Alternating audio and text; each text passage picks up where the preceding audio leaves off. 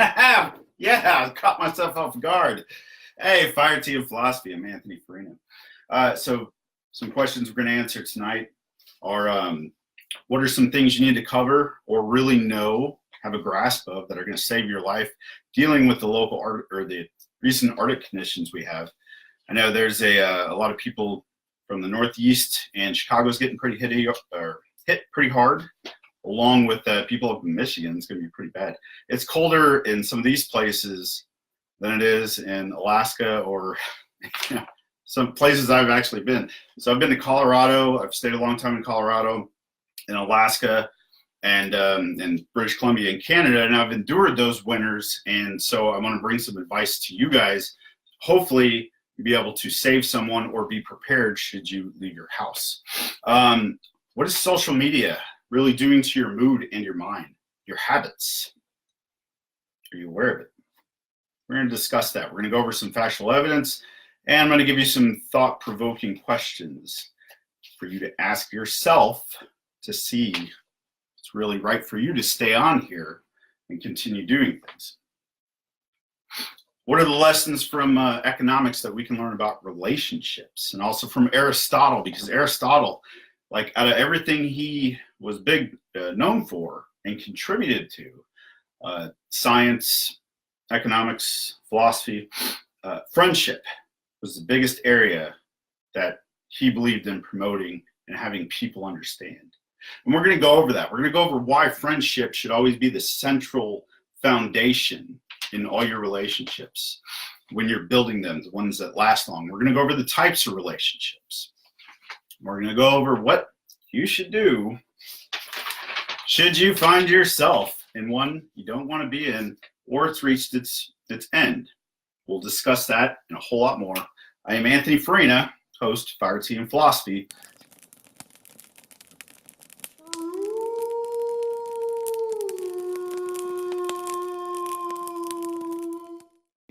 This is my last live show from Facebook. After I will finish this 24 hours from now, I'll shut off Facebook. That'll be it. Pre-recorded shows will be done, and they will be found after, I would say, about a week from today. You can find it on fireteaandphilosophy.com. The site is not up yet, so don't go there. And YouTube, and then there are some moderators running the Facebook page here to keep things going. So Barry says Columbus is freezing. Yeah, Ohio, you guys. Let me hear where you guys are from and how the weather is out there, because it's pretty dangerous, huh? So on to the I like to do this shows and in the future shows open with a quote, something beautiful or inspiring. This is from a ancient poet known as Rumi. He says, "Only full overhead sun diminishes your shadow, but that shadow has been serving you. What hurts you blesses you. Darkness is your candle. Your boundaries are your quest." Take it for what it's worth, but I think that's very insightful prose that you can apply to your life and things you've encountered. Sometimes we get so far down into the depths, we can't see a way up, or things are just coming at us left and right from center, and we don't know what to do. But I've recently discovered it's in those moments, in those real difficult trials, that's where you grow and that's where you learn. And if you don't adapt to it, then you're going to have to adapt to it some other time or risk failure. So the lessons for cold weather today, we're going to cut right to that.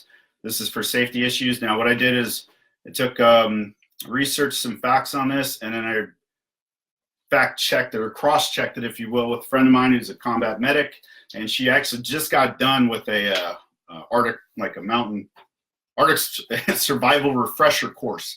So the information I'm going to give you here and the methods to do things is fairly accurate. You can check your own stuff, but please pay attention to this. Could save your life or somebody else's. So if you're going out into the roads, especially today, you could break down, and that's where the real threat comes into play. Or maybe somebody is on foot, lost in the woods, whatever. It's cold.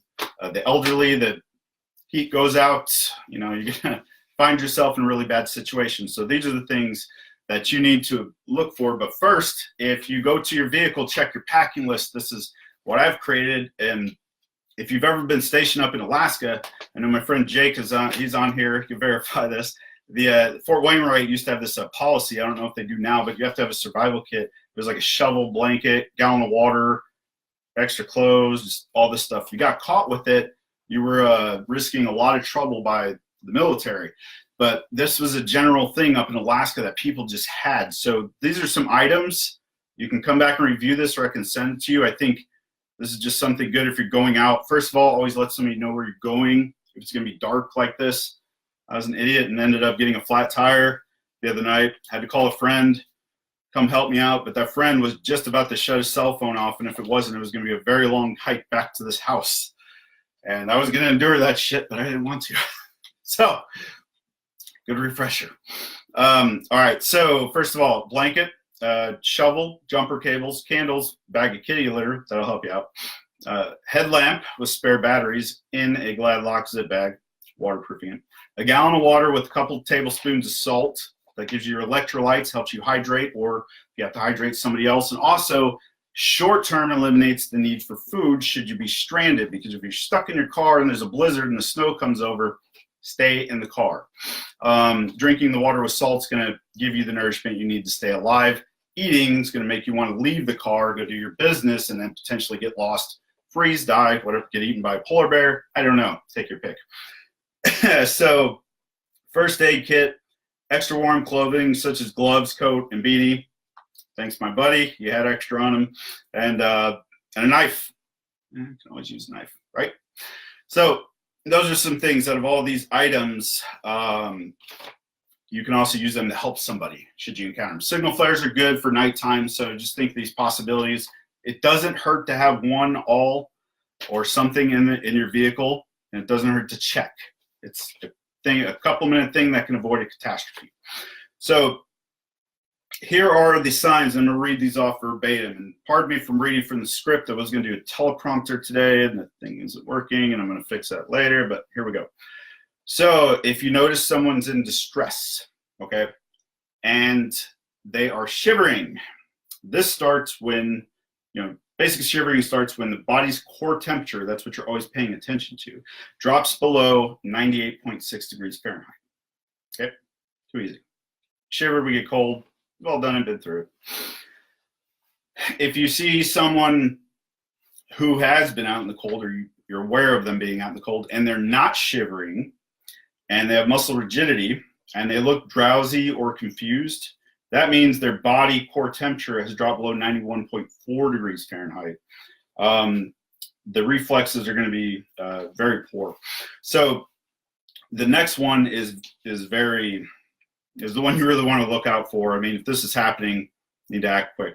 Reflexes poor means possibility of coma. Core body temperature is below 71.6 degrees Fahrenheit. Now, if someone passes out, I had to run the scenario of what to do. If they're outside and from exposure to the cold and the elements, they are passed out. You start CPR. However, keep in mind that when someone is on the ground, the cold is sucking more energy out of them. So get them breathing, and then you need to get the, out of all other states, get the core temperature up as soon as you can. So remember, if somebody passes out, do CPR, get them off the ground. The ground's going to suck everything out of them. That's the biggest factor right there. So going beyond these right now, when you're out and about, take the safest routes possible. Listen to the weather reports. These things can come in out of nowhere. I've been in a few instances, been very scary, and I was relaxed, had the guard down. All of a sudden, Alaska for sure, life or death. It's like day and night in Alaska. You're driving, blizzard. I took my brother and a few friends to, they visited me in Colorado one time, and we went literally from Denver, and we went north to Fort Collins, and it was warm in Denver. And on the way to Fort Collins, started up a blizzard. It comes out of nowhere. So the next topic, that is your Arctic survival tips. I hope you can use them and put them to some good use for someone else or share them with somebody. Please pass the word on it. So, not long ago, about 2 weeks, 3 weeks or so, I made a choice to leave Facebook, leave it all. It got a little stressful. And at first it was difficult. I didn't notice it. I didn't notice what was going on, why I was so, continually so depressed with everything. I was trying to stay active, take all this advice and do what I could. And by the end of my little hiatus, and why I've made my permanent decision to leave, which I encourage everyone, is I did a lot of research. So there's academic research that backs what I'm about to tell you, along with, if you just type in to Google why I left Facebook or something, read the blogs of people who've done it, and they'll tell you the amazing effects it's had on their life and what happens. So I'm going to use the notes here again just to get my points across. But so it all starts with this. The first morning I woke up and I didn't have Facebook or any of that, I noticed I was looking at my phone and I was going to search, and then I stopped. So I looked at the news. That was even worse. So I'm like, son of a bitch, this isn't working. But let's take your average everyday person who's been exposed to social media and doesn't think anything of it, but continually starts, they're constantly dealing with the depression or low self-esteem. Why is this so important? If you're one of the few people that can regulate your social media content, good on you, do it, have fun, be responsible. But there are many that aren't, because there's a huge rising suicide rate that we're seeing. It's epidemic. So I really believe a lot of it, not all, it's not the end all cure all, a lot of it leads back to this. So after you wake up and you're checking I just spilled the tea. You're checking your social media and you go about your day, but you see something negative, just one little thing, and you don't think anything of it. So you go about doing what you're doing, but all of a sudden, while you're at lunch, dinner, what have you, that thought creeps back into your mind, what you read in the morning, and it keeps you in this bad mood, throughout the day. And you really can't understand, why is this intrusive thought controlling my mood so much throughout the day? Now, if that was just one time when the person woke up and looked at something negative, imagine multiple times throughout the day. You check your news feed, you send snaps, you send texts that works the same way, and people don't reply. So what's happened over time, over a span of time, is you've unknowingly put your value into the opinions of others by doing a habit that has become autonomic. Autonomic means so the body has adjusted to this thing. It wants these reward or whatever, or, pleasure receptors go off, and it wants you to check your Facebook, your social media, however your forms of communication are, if you do not monitor them responsibly. Now, here's where it gets interesting. At first, you don't think anything of it, right? But you're continually in some kind of a mood. You notice that when somebody or a group of people or whatever likes, or they reply to you all at once, take your pick. You get good response. So when the good response comes, even though you were feeling negative the other day, the good response elevates that. It's a high. It really is, because it's a dopamine release. So then it becomes an addiction and you don't know it. People are going to laugh and they're going to tune out at that, but stay with me. So now you're confined to how you feel is based off of what others see you as, that persona. I was very guilty of it. I noticed that, and that's how I figured this out. And then I started to read up on it, and I'm like, holy shit, this isn't just me. I wasn't just beating myself up about it. This is happening to a lot of people who've left social media and other sources like that have had a problem and always checking in and relying on these things. Well, here's the other part. This is where it gets very interesting. So over the course of time, you've done this so much. You've regulated your mood based on how the interaction is, how positive or negative it is, according to other people's feedback, and even most often strangers when you communicate with them over political issues. Some person disagrees with you. We have an all-out, well, you've seen what the hell's going on. Telling you, not good. Your mood is based on that, largely. And I say, Jackie says, hello, Jackie. Stay warm out in Utah. I don't know if you guys got cold weather yet. So the validation of an illusion is what controls part of your mood.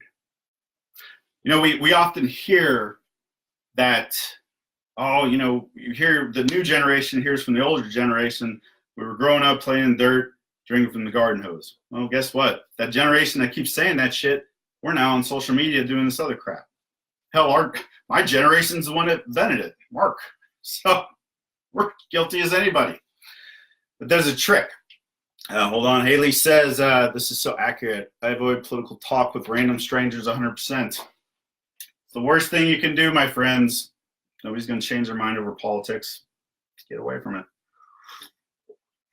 Because that little political interaction, or that little interaction you had with somebody, even though it was over a topic that isn't identifying you to the core, like the core of who you are, it has now become a moderator of which direction your mood's going in. Now, as your mood's getting high of highs, low of lows, you start interacting with the people around you, or you're constantly doing it, but you never see how your interactions, because of the erratic mood you've had from social media, is affecting everyone else. Getting a little deep in here, isn't it? That's why we call this philosophy. So now, repetitive habits that start like that, waking up, checking your phone, engaging in debate, not getting a text and then feeling like your low self-worth is about that, or that's what you rate your self-worth, or you're getting annoyed so you blow something out of perception of what the true fact or true nature really is. Maybe the person couldn't respond, they were busy. Take your pick. You can go through all these lists. I'm not going to go on them here.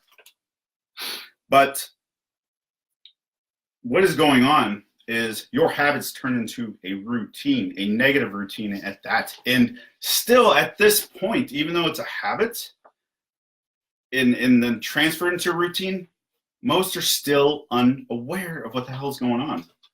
And I'm not preaching this and talking people down. Hell, this has really hit me hard what was going on and what the problem with my life was. Because I don't know if you guys can admit it to yourself, but I was on social media all the damn time. And that's what was going on. So the routine still unknowingly was transferring into something else. Routine transfers over as you do this. It becomes automatic. It becomes developed in your psyche because you unknowingly do it, like breathing. You don't think about when you got to breathe, but you probably did just now. Yeah, got you on that one. But that's how automatic it is. You don't know. You programmed your brain to do this habit that turned into a routine that's kept you in some type of erratic mood. You don't know what the hell has happened to you from 10 years ago to today. And then what? Well, my friends, you do this long enough and you develop a profound personality trait. It has become not just social media, but it has become a part of literally who you are. That's your persona in one sense. Not the total you, but it is part of you and part of how you react and part of how you deal with life. And it is not a good part because it requires validation from an illusion that simply does not exist. It's bad. So we ask ourselves, why Why the suicide rate? Why the increase in depression? You know, we can blame a bunch of things, but we're not looking in the places we've been blind to. Now, I started to figure this out about the first weekend of being on my little hiatus. I was feeling pretty good about myself. I was like, yeah, that's what's up. This is good. I don't even feel the need to go on this shit anymore. This is great. I like this. I started to do some good things. I started to write down every day, like at night before I went to bed. I wrote down what I was going to do. I wrote down when I was going to get up. Beauty of it is, I proved what happened with this list, how it can go back from being thrown off of my daily routine, is because when I was getting up every morning 5:30 and I go work out and I come home and I make breakfast and then I'd go to school or I'd study or something, just being today on social media because the snow days and getting this out, the day's been so out of whack. And I didn't think about it because you dedicate so much time unknowingly. You're giving that away, and your hours in the day are finite, my friends. Definitely finite. You do not have enough of them. Hell, you do not have enough years in this life to accomplish what you need to when you get serious about life. So I started looking at my list every day. Some days I wasn't fulfilling everything, but it was okay. But it's a really cool thing started to happen around the second week. I noticed a trend. I started for the first time in a long time to look forward to getting up to the next day and doing what the hell I needed to do. Because a few things were happening. It didn't happen all at once, but I started to feel better physically. I started to feel like the cloud was going away mentally. And most importantly, relationships started to get better. I'm not talking about dating or nothing. I mean, I started to have more time to talk to family and do things like that. Over a 3-week period, you learn a lot. And so back to the last part of this, the culmination, as I call it. So when you're in this, let's go back to where I was saying now you don't have a routine, right? Madison has a comment. She says, this is so real. I aspire to get back to the way of thinking. Also getting off social media by picking up a book when I'm bored or clean the house rather than. Yes. That's the other thing I do throughout the day. Like I'll turn the phone on I'm trying this out. I haven't figured it out yet, but I'm turning the phone on at various hours just to see did I miss calls, something important? Okay, and go away. But if there's any younger generation, well, I got to look at my phone to get up. I guarantee, your parents have an analog clock. I've got 3 in the house. You can have one. I'll send you one. But joking, because then everybody be asking for an analog clock just to ask for one and see if I'll send it. Ask your parents, all right? And then if you don't, they're cheap. $10, even at Target where they're really expensive. I seen them the other day. $10, analog clock. That should be your alarm. That's what you wake up to. Now, if you have a job or you're a surgeon, okay, there are extenuating circumstances. I got this. But I'm speaking to the general populace who, it's the first thing you do, you get up, your phone, boom. So where does this lead to? Well, I believe that all of us as humans, you can take it religious context or not, it does not matter. We do inherently have freedom of choice, and people could argue all day how much do we really, but yeah, we do. We have the freedom as people to think. No one's going to go inside your brain and tell you don't do that unless you expose yourself to this shit freely, or you grew up, I don't know, we can go down that rabbit hole. But you see what I'm saying is you have free will. The greatest gift is the freedom of choice and thought. And I guarantee no matter what your circumstances are or were when you were growing up, at some point you had that.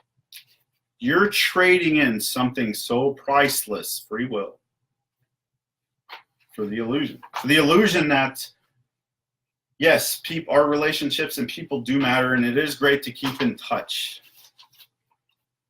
Go try writing a letter. Still do that. And it's rewarding. It's a you know what, I guarantee if you send somebody a letter and then ask them how they felt about getting that letter, it's going to be more than them to keep that letter and have it than any text, you know, that you can send randomly on any given day.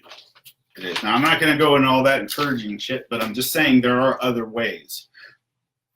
So this goes into so you gave up your free will, right? It's turned into an addiction because now, you know how we constantly see it everywhere.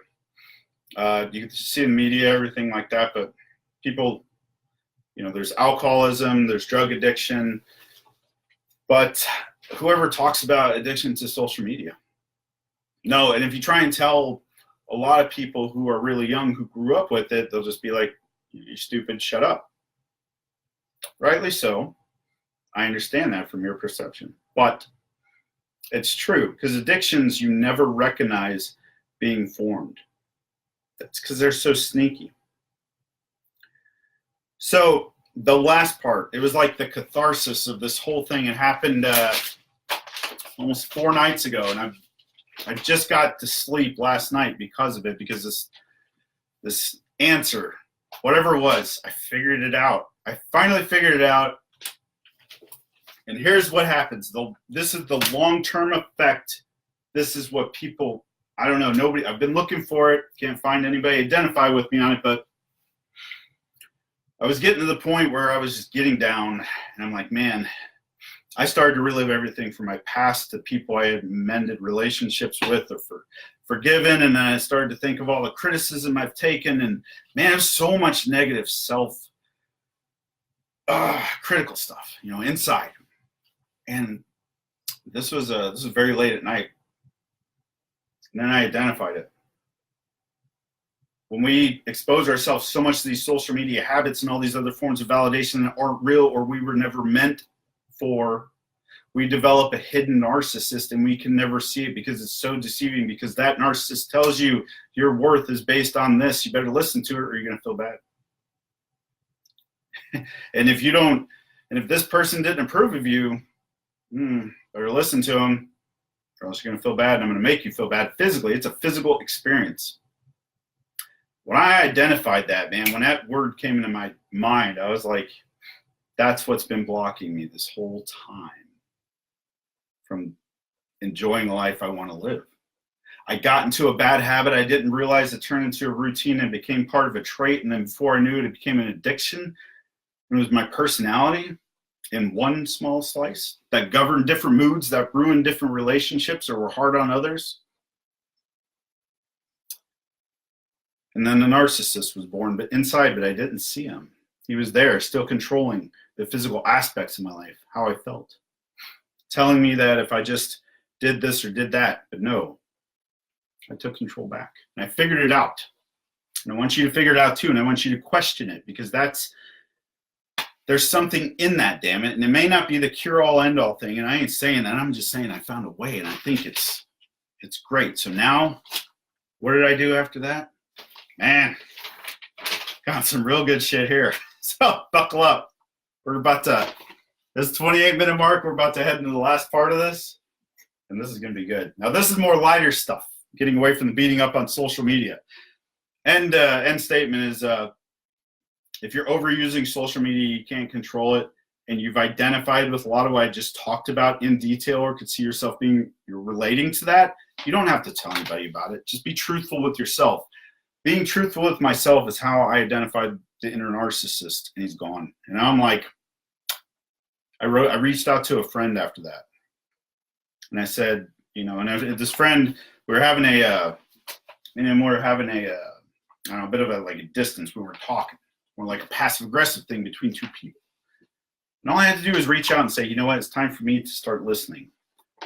Not be this guy who just offers advice all the time and tries to be cocky. I haven't done that enough. And that's all it took.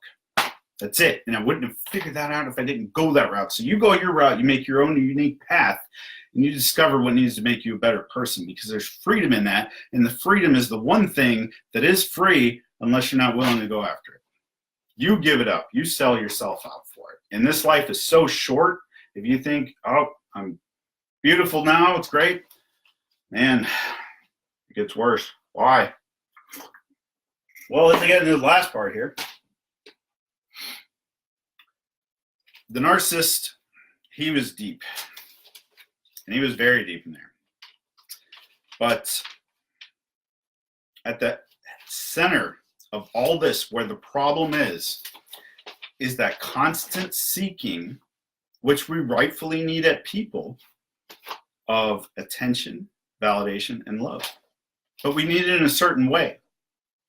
People used to get this almost regularly, before social media, in healthy relationships, let's just say. And it's how healthy relationships should be nourished. Not while you're cooking and then your kid's on the couch on the phone. Go in there and cook with the parent. Or something. Create your own, whatever it is, situation. I don't care. But the attention, the validation, and the love. We all need it. We need to survive. Survivor Thrive's an actual condition. Even when babies are born, nurses hold them to. Any nurses out there, please give the thumbs up to that. I've read that a few times. I'm just not a nurse, so it's like, well, why can you say it? Yeah, Survivor Thrive is actually a real thing. So, the distorted beings also finally in the end with your missing free will and your traits and then your hidden narcissist, the way you seek attention, validation, and love through everything else in your life branches out and it gets ugly. And it can be misguided. So we're going to get you back on the right track, because I think this is the part where it's constantly you need to work, and we all need to work because we're humans and that's how we interact with each other. So with this, Aristotle, he taught, so the Platonic Academy was the school that Plato opened after Socrates died, and then Aristotle, he contributed a lot to physics and science and all that stuff. But he had three really great views on relationships. And let me get to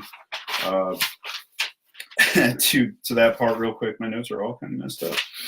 Yeah, here it is. Okay. So he says the first relationship or first type is usually that he discusses, if you will, it's not what you encounter, is the relationship of utility. This is the business relationships. And economics, utility is referred to that thing you get, the benefit you get from one another. So the relationship ends when the benefit ends. I give you product A, you give me product B, we go on our merry way. Now, in a perfect society, you giving a person some, X and them giving you Y works out great, and the trade continues until you insert one thing, and that's power. Okay, and we'll get back to that in a minute. The second one, the second type he discusses is the relationships of pleasure. These are the ones where we're adolescent through, 20s, even 30s. You see it a lot through college, sports teams. It's the ones that are more superficial based. You're there for some other reason than longevity or true nature and values. Okay. They often have a lot of difficult aspects and problems because, again, attention, validation, and love is being sought by superficial means. Therefore, love and attention and validation were not created by the creator or the universe, whatever the hell you want to call it, in that manner to be abused in such a way. The final one is the one that we should all shoot for. And I was like, man, I wish somebody would have told me this shit a long time ago and said, this is what you need to go for this, right? So it's a relationship of mutual appreciation. We can see it in kids, is one example, when they go play on the playground. They have an unbiased thing. They're mutually just happy to be in each other's company. They're on them Facebook and on their phone, right? So they're following the right one. It's the most fulfilling one. It's the one that that is built, can last up to a lifetime. And it's the one that also has two key characteristics. If you stay long enough, you're eventually both going to go through a due hardship that is going to improve both of you in some way. And it's also the one where if person A undergoes due hardship, person B can pick them up. Okay. So the people who have a most difficult time attaining the mutual relationship one, the one that's most profound, the one we should all shoot for, with respect, unless you're doing business or something. I'm not saying go make out with your cashier and then have a long-term relationship with them or some bullshit like that. No. People who lack empathy. And that's why it's so important to have empathy, because you're able to be vulnerable to that person, because vulnerability, showing that side, brings trust to another party. And you see a lot of that with marriages. People they're able to bring their bad side to each other, still go through it and work on the problems and stay together. And that's cool, man. Marriages, and then and I was seeing this another article was talking about, we're seeing the rise of people being single and they're just happier that way and all this other stuff, I'm like, okay, but then it hit me. Well, I'm not crushing singlehood. I'm single and I know my route I need to go. It's what I'm comfortable with. That's what I do. But in general, I think a lot of the single rising thing we're seeing is because it's the mistrust, so people aren't as vulnerable, and they're having issues understanding what true attention, love, and true attention and love are, because they're too busy learning what true attention and love is from, can I get everybody to say it? Starts with an S, ends with an M. Not the S and M man, it's social media. Yes. That's why. Okay, we do have more things to do. We're so connected, but we're so disconnected because people are not being taught. They're not learning the right way. And when you have to learn something, you have to have it repeated and reinforced. So you're going to repeat and reinforce a series of bad relationships because you're basing how you felt on social media or what somebody said in a political comment, and you're judging it on that current relationship. Or maybe you're seeing that person at their worst when it's really not how they always are, but that just turns you away, and you've got to, all this shit. We've lost the real meaning of love. We don't give the right attention a lot of times. We're all guilty of it, I feel. We fail as a society. So what does this bring us to? Well, I'm going to talk about this last part, but then I'm going to bring you an actual good way of looking at this, maybe a solution if you want to. It's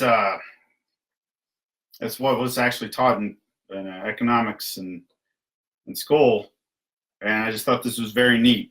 I took it to a few different ways. So with the rise also of empathy and people not understanding love and attention, we do see the rise in suicide, and that's profound and it's true. So my premises were true, my conclusion's true. Sorry, people, that's a fact. So you don't agree with it? Yeah, can't help you. They say there's the three types of people who struggle with suicide or will commit suicide. Now, when the person commits suicide, they were struggling with one of three issues I will list, or they were struggling with all. So the first one is the person, they call it self versus future self, but nothing changes. So it's a person who is, woe is me, the pain is so great right now that the pain is not going to change how I see myself. Like in the future, I still see myself dealing with this much anguish. There's no point. Nihilism kicks in and it happens. That's one. Number two is self versus future self. But self here is stable, like mundane and woe is me. but they see everything in the future as very chaotic and hectic. They can't find resolution. So, off they go. Number 3 is self versus past self. To a way that you know you cannot go correct mistakes, so you become that person in the past who you were is an enemy. You're so disgusted with that. That guilt usually drives you overboard or keeps you from seeking resolve from others or having healthy relationships because you're too focused on it. I dealt with that shit for a long time, and it's not cool. So what are the keys? What is the proposed antidote for each of those, if it will? Okay, I'm not saying if someone tries this, it's 100%. This is a method I found to be very helpful, and I hope it helps you or someone else. Self versus future self, who's the same. Okay, we're gonna, yeah, that's it, baby. Where's my marker? I gotta explain that shit. Okay. I don't have my marker here. I think I do. Hold on. Yes. Okay. So on the bottom of this board, because the other part of this is what I need to show you. So you have similarity versus dissimilarity. We're gonna get in that for a minute. We're gonna get in this crazy diagram too. So similarity goes like one way, and dissimilarity goes that way. When we get to this graph is basically when you have too much of one thing, you're at 0.00, or if you're too far spread apart, you're considered the stranger.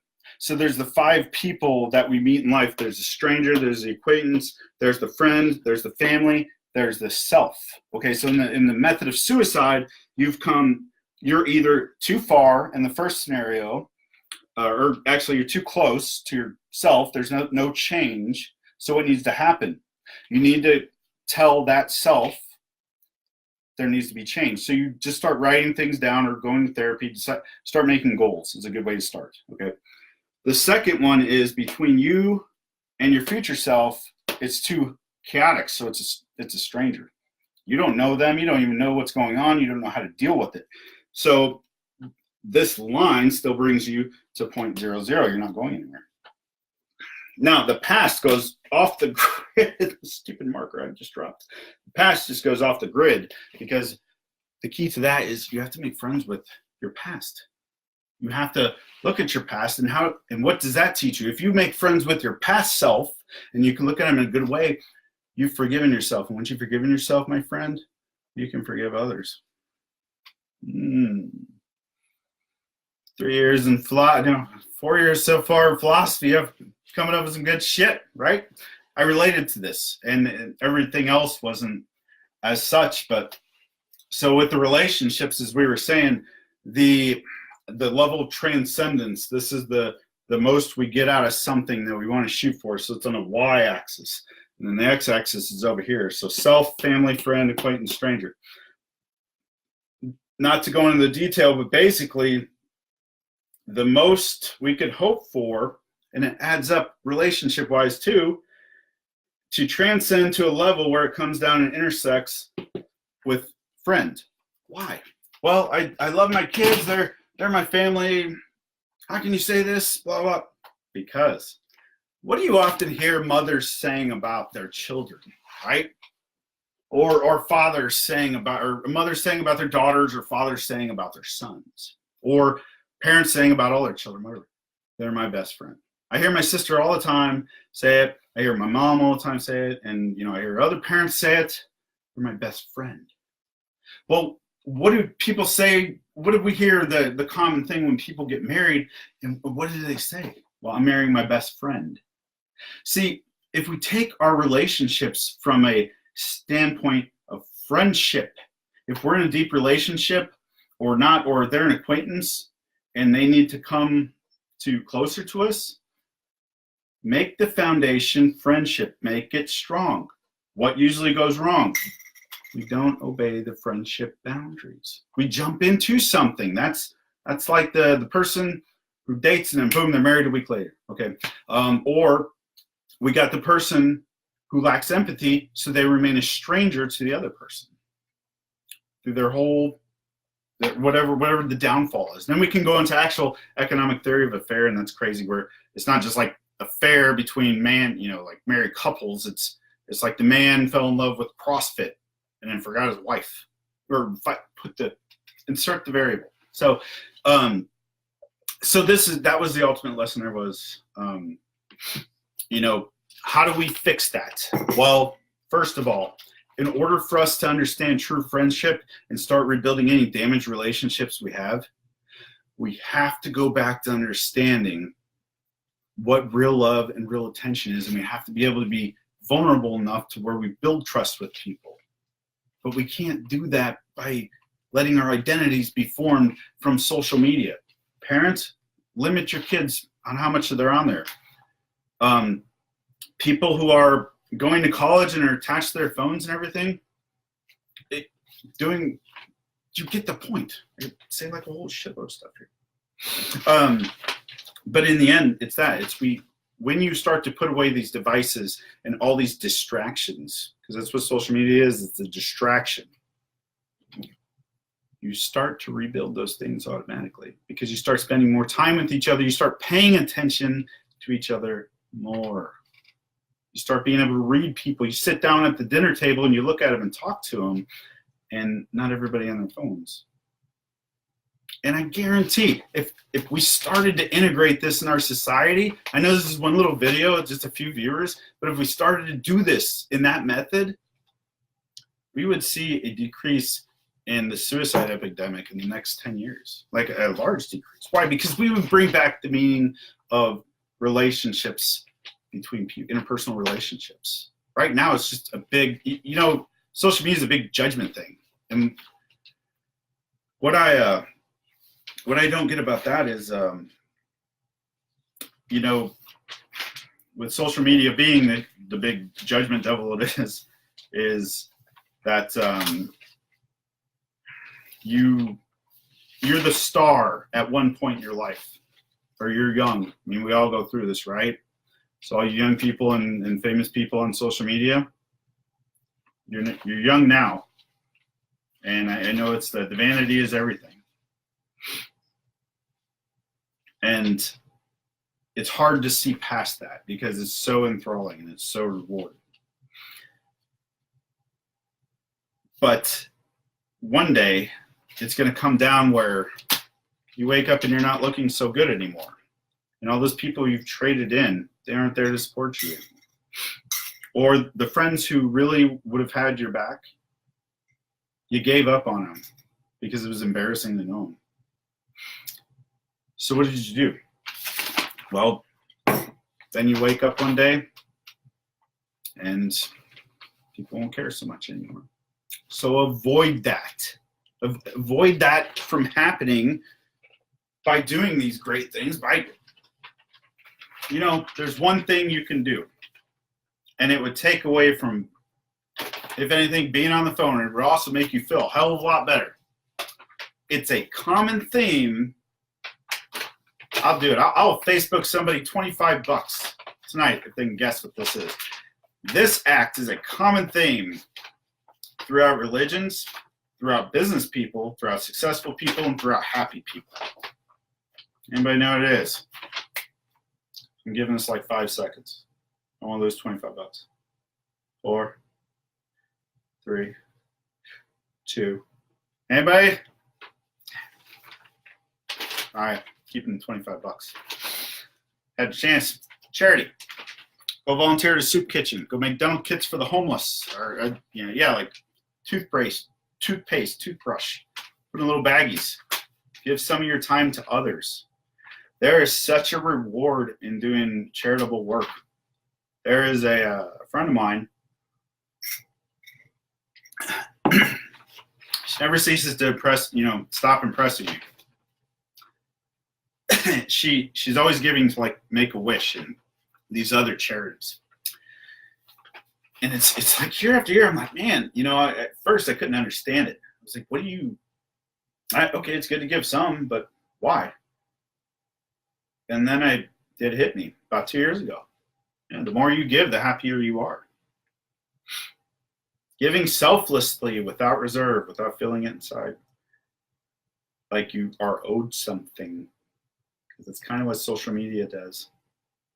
We present something good, we want something back from people. We demand it, or we get angry with ourselves or other people or drama.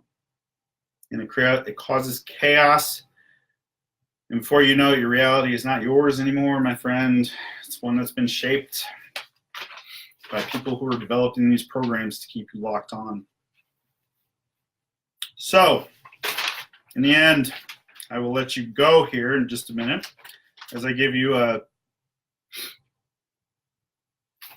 just a little part to tell you what I figured out, what the solution was in the road I took. So after years of struggling and dealing with the pain of my past, I made peace with it and others through forgiving myself. I identified that hidden narcissist, and I started to seek ways to make sure if he ever tried to come back in, I wouldn't let him. I would see the signs coming early. That's key too. Prevention is always key. So I took a social media break just to calm the chaos. That's what it initially was. I needed to get off it. My brain needed a rest. Something wasn't right. And then, as all my friends had said many, many times over, everything's going to be okay. And guess what? Shit was okay. It actually got better. And it kept getting better and is getting better. And that's what I want for you guys. For things to just continually get better. But you got to get up. You got to repeat your routines. You got to establish what you want. And you got to go for it. It's not impossible. I'm not going to say you're going to achieve everything. That's unrealistic. But you got to do it, and you got to do it repeatedly. And you get off here, because this thing is the greatest thing that's going to keep you from keeping what's owed to yourself every day. Time. So the more I detached and stayed away from the opinion of others, the more I found value in myself again. The old me began to die, and still is. It's a long process. There's a lot of shit. But I began to believe again. That was the biggest thing. I had faith in something. And it was myself. How? Just like I said, repetition and volume. How much you do, how often you do it. How much you do, how often you do it. You know who made me really nail that in my head? Jocko Willenick. He's a SEAL team leader. Look him up. Dude's got some amazing stuff. May not apply to you all, but good stuff on fitness and everything. Repetition, volume. So through that, I began a daily routine of things that weren't just beneficial to me, but they were beneficial to the ones I loved and my friends. My relationships began to repair, and they still are. But a lot of times I just find out I'm getting a nice call or a text. Didn't expect it, and people are just happy to talk. And I'm like, this is cool. This is really fucking cool. Because it didn't involve any drama. You want Hey, you want some drama? Here's a cup of sugar for your bitch lasagna. Okay. My relationship, This is why no longer my time, it's not going to be my time to be giving all this advice, even though I'm doing the show. My time in life has come to be the guy. I need to practice more charity, and I need to listen a lot more, because I've talked way too much in my life. Be slow to judgment. Give without expectation. Leave the hurt in the past. Mold yourself into something that you want your 90-year-old self to be proud of. Be something your parents will love and be proud of. And if your parents, for whatever reason, don't love you and are not proud of you, I know there's a whole world of people out there that automatically, if you just start doing the right thing and starting to set an example and doing something good, they're going to love you automatically. And that's how that shit goes. So in the end, that was my path to redemption. 20 years of hell in my head. And that's how I found redemption. And it's a road I still got to keep walking. Wasn't peaceful. Wasn't easy. But you know what? All it takes is for you to just decide. You're going to do this or you're going to do that. That's on you. The rest unfolds in either direction. And I hope for you, it's a good direction. I'm Anthony Farina. It's my final live video. You'll see more of me twice a month, YouTube. Just look up Fire Tea and Philosophy, subscribe to it. And this time next week, Fire Tea and Philosophy, the website, .com will be up. And then permanently, even now, there's moderators running the Facebook page here. They like being on it. But they're responsible, so it's good shit. Anyway, good luck. Blessings to everyone else. Have a good night.